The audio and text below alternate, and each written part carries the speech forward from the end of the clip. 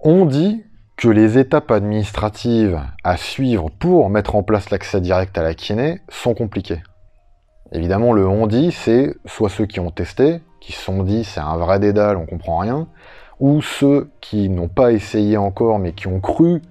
comprendre que ça devait être vraiment compliqué parce qu'il y a pas mal d'étapes administratives. Ce qu'on vous propose avec cette vidéo, c'est de vous accompagner pas à pas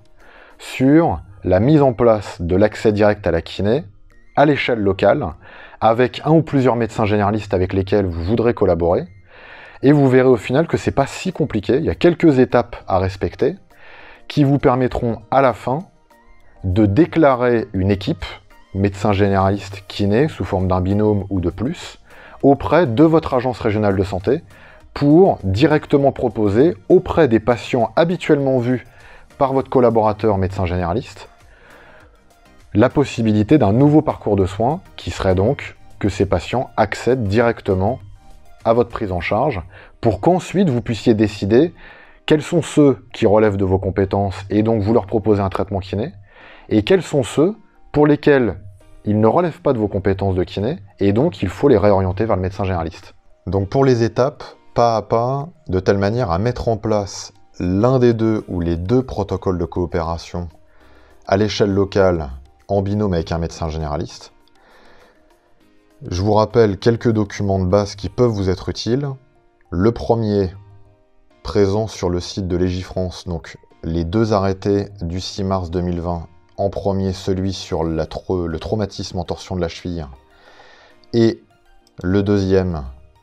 pour la prise en charge de la douleur lombaire aiguë inférieure à 4 semaines. Ces deux arrêtés permettent juste de mettre en évidence que ce sont bien deux protocoles qui ont été nationalisés et pour lesquels des kinés localement de toutes les régions de France peuvent y adhérer. Un autre document important lorsque vous allez devoir remplir cette demande d'adhésion à ces différents protocoles, c'est évidemment l'avis de la Haute Autorité de Santé. Là, je vous montre celui pour le traumatisme en torsion de la cheville, qui vous permet aussi d'avoir, on va dire, des précisions sur ce qui a été pointé par la Haute Autorité de Santé comme étant des éléments importants à préciser dans votre demande d'adhésion au protocole, c'est-à-dire l'existence d'un logiciel qui permet de partager le dossier médical du patient entre le médecin généraliste et le kiné,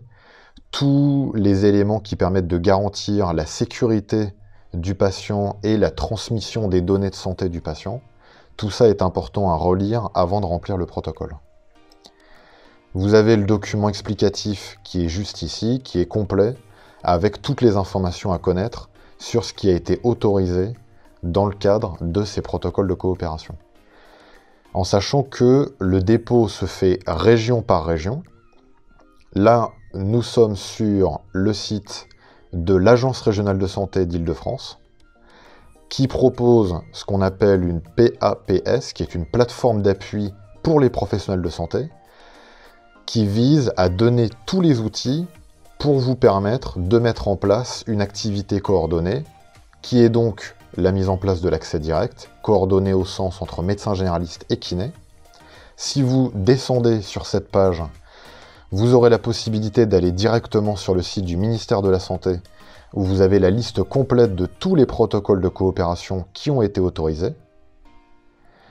Et en deuxième partie, la possibilité d'adhérer à un de ces protocoles qui a été autorisé et qui va vous permettre d'aller sur une plateforme nationale pour déposer cette demande. Première étape, sur le site du ministère de la Santé, vous avez tous les protocoles validés. Là, vous retrouverez de toute façon les deux protocoles, celui sur la prise en charge par un kiné en exercice coordonné des patients qui consultent pour un traumatisme en torsion de la cheville,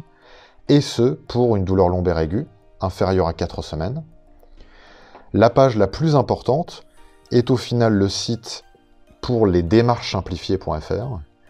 qui est donc le fameux site sur lequel vous pourrez déclarer, voire même modifier une équipe qui vise à adhérer à ce protocole de coopération.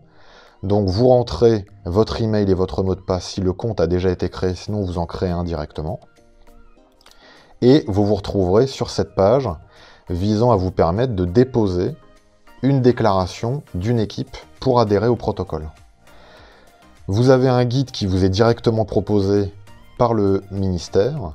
sur les différentes étapes à respecter. Donc il s'agit d'un diaporama très synthétique qui vous montre toutes les informations à remplir de la part du déclarant et de la part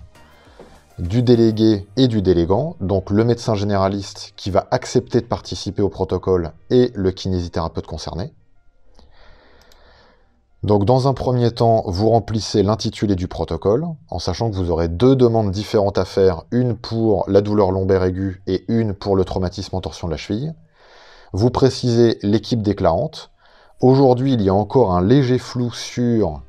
la possibilité à une CPTS, donc une communauté professionnelle territoriale de santé, d'adhérer à ce type de protocole, même si en théorie, il n'y a aucune restriction particulière à partir du moment où il y a possibilité d'échanger des informations numériquement entre le médecin et le kiné concerné. Donc ça pourrait être une maison de santé par exemple, où vous précisez les informations administratives de la structure, l'accord des membres de l'équipe et l'accord de l'employeur pour adhérer à ce protocole. Il existe des documents d'attestation qui sont fournis à remplir. Ensuite, l'équipe déclarante, c'est-à-dire quel est le référent. Ça peut être le médecin généraliste, comme ça peut être le kiné qui va adhérer à ce protocole. Puis les informations sur le délégant et le délégué. Le délégant et le médecin généraliste qui va donc transférer les compétences au kinésithérapeute de voir directement un patient qui viendrait consulter par exemple pour une douleur lombaire aiguë. Puis les informations sur le délégué, en sachant que pour ces deux professionnels, vous devez préciser quelles sont les compétences acquises, les qualifications et l'expérience qui permettent de garantir la sécurité du dispositif pour le patient. Et donc, quelle formation va être mise en place entre le médecin généraliste et le kiné pour être sûr que le kiné reçoive bien cette mise à jour dont nous avions déjà parlé. Une fois les informations remplies pour le délégant et le délégué, vous pourrez déposer le dossier auprès de l'agence régionale de santé. Pour que l'agence régionale de santé valide votre demande, il faut évidemment donner toutes les garanties que le parcours que vous allez proposer pour les patients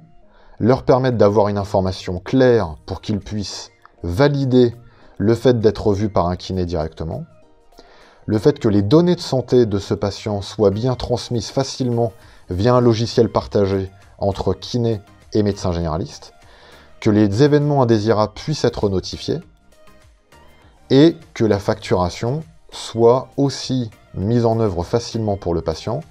de telle manière à ce que tout le dispositif soit garanti et soit optimal pour la prise en charge du patient, s'il doit rester auprès du kiné pour recevoir un traitement rééducatif,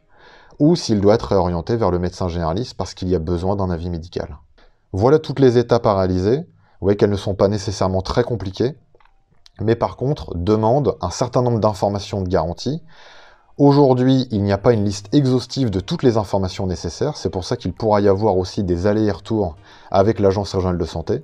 s'il y a besoin d'informations complémentaires. Mais n'hésitez surtout pas à mettre le maximum de garanties